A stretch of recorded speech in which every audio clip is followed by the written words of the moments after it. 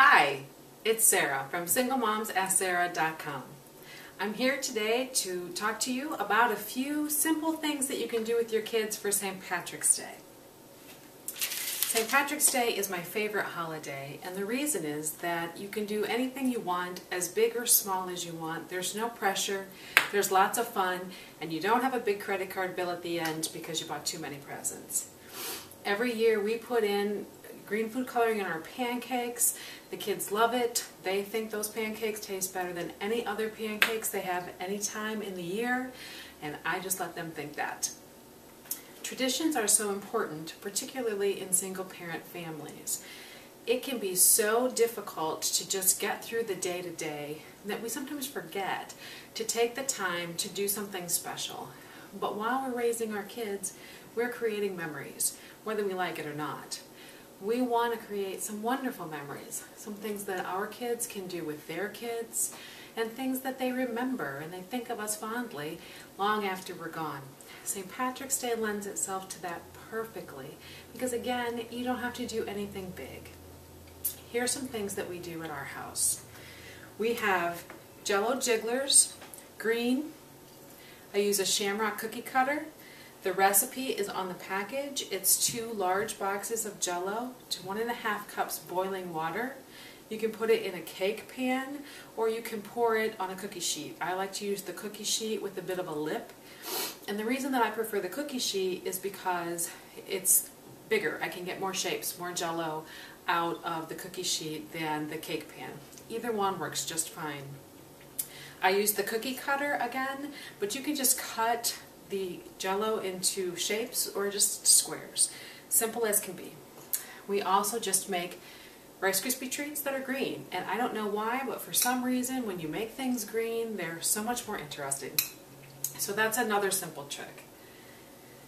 We add creme de mint to our ice cream. We top it with whipped cream, and we top it with sprinkles. You can do the same thing with hot chocolate. You can do the same thing with your coffee. And moms, if you're going to do it with your coffee, I suggest just a little bit of Bailey's Irish Cream. Green food coloring is available in the grocery section, the baked goods section of any grocery store. You can get it in the liquid form. You can get it in this more solid form. This is cake decorating food coloring, and the difference is that this won't add any liquid to whatever you're making. If you're just turning the cake green for your kids, you probably don't care, and this one works just fine.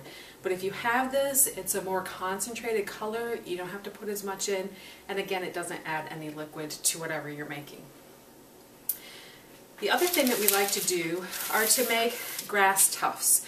Everyone knows that the leprechauns need a place to hide their pot of gold, and they often hide it nearly in plain sight. Because they're so small, they can put it behind just a puff of grass. Everyone walks by and no one is any the wiser. You can make your own tufts of grass with melted chocolate. That's green, and it's absolutely delicious and fun to do. There are lots of ways that you can melt the chocolate, which comes in a bag. Candy Melts by Wilton, again sold anywhere candy and cake decorating supplies are sold. I got this at Joann Fabrics. You can get it at Walmart, Michael's. It comes in little discs and in any color. So you can do the same thing with pink, yellow, purple, chocolate, white. You can dip any shaped pretzel. You can dip nuts, cupcakes, anything that your family likes.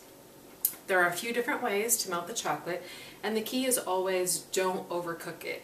If your chocolate begins to separate, if it gets bubbly, crispy, you pretty much have to just throw it away and start over. I have here the Wilton Chocolate Pro. It is the easiest tool to use because it doesn't burn your chocolate. You just drop your shapes in your discs. You put it on melt.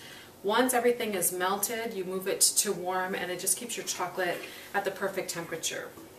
Chocolate is something that you need to stay with. You can't put it on melt and leave and come back. It's not going to be very good. So only do it when you're ready to stand right next to it. These are inexpensive. They range from $12 to $25 depending on where you get them, and I think you should look for the $12 one. Again, Walmart, Joann Fabrics, Michael's, anywhere these supplies are sold.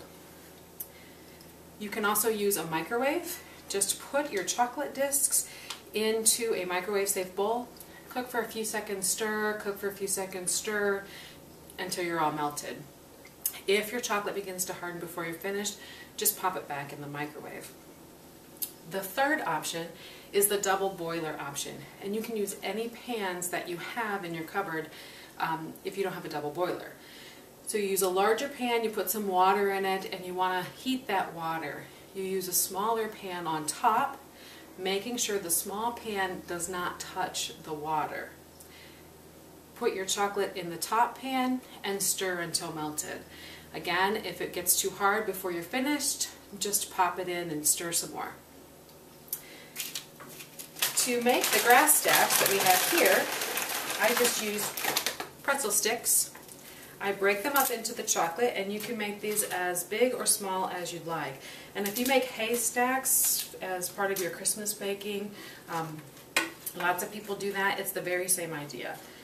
So just bear in mind that your kids are going to get one full candy, and if you have little kids or you closely monitor the amount of sugar they get, you may want to make small piles.